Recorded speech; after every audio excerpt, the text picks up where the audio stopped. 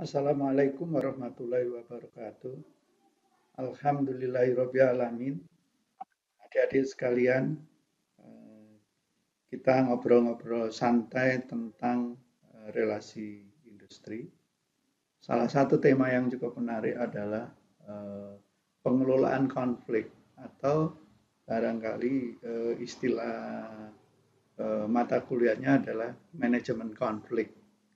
Apa sih manajemen konflik itu? Kita barangkali sebagai manusia biasa, konflik adalah sesuatu yang sangat eh, ya selalu kita hadapi. Nah, masalahnya adalah kalau itu dalam satu perusahaan, maka kita harus mengelola konflik itu dengan baik. Ilmu itu sebetulnya tidak hanya untuk perusahaan, tapi juga untuk diri kita sendiri. Cukup menarik memang apa namanya materi ini. Ingat ada dua kata yang didampingkan, manajemen dan konflik. Nah, konflik tadi barangkali konflik itu bisa bersifat individual, bisa bersifat organisasional, bisa konflik antar teman, antar dengan atasan, dengan anak buah, dengan perusahaan dan sebagainya.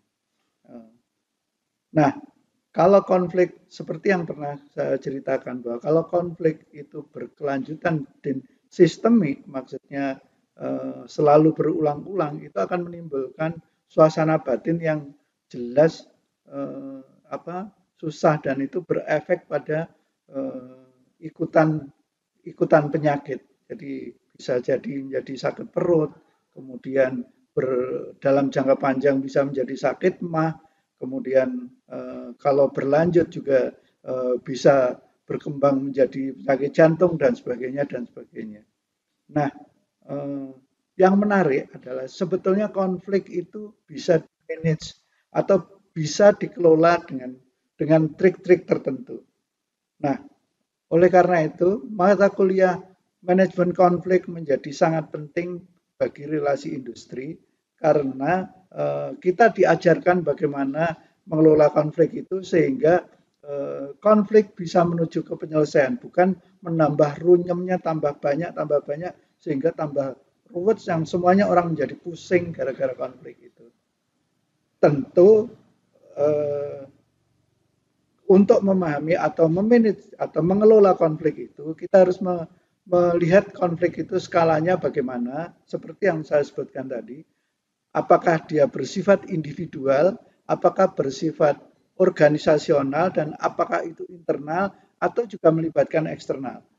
Nah, untuk bisa memanage, kita harus tahu psikologi masing-masing, kapasitas masing-masing, harus mengerti hukum, dan sebagainya, dan sebagainya.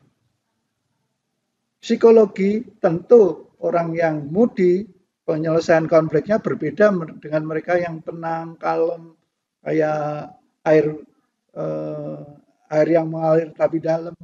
Terus ada lagi yang moody barangkali suka meledak-ledak dan sebagainya dan sebagainya. Tentu menghadapi apa namanya karyawan atau orang yang tipe itu berbeda dengan karyawan yang lain.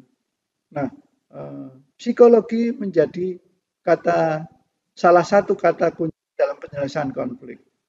Kemudian juga karakter, karakter individual, karakter atasan, karakter apa namanya perusahaan. Jadi tentu kalau perusahaan dikelola dengan sangat baik atau barangkali kalau perusahaan itu sudah berkembang cukup lama, dia punya karakter sendiri yang barangkali itu akan membawa cara penyelesaian konflik yang berbeda. Nah, oleh karena itu pasti dalam manajemen konflik kita harus belajar juga tentang budaya perusahaan. Nah, itu menjadi tema yang lain yang perlu kita pelajari. Saya hanya ingin sampaikan juga setelah ada manajemen, setelah ada budaya perusahaan, karakter perusahaan dalam penyelesaian konflik, ada lagi masalah tata aturan hukum. Pada titik tertentu, konflik itu bisa berupa konflik hukum.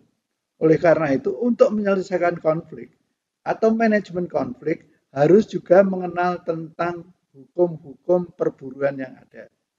Oleh karena itu, untuk menyelesaikan masalah konflik atau manajemen konflik harus cukup luas wawasan dari penyelesaian atau wawasan dari atasan yang menyelesaikan konflik atau mediator atau liaison officer dari masing-masing orang atau masing-masing individual sehingga dia akan bisa memahami permasalahan secara utuh.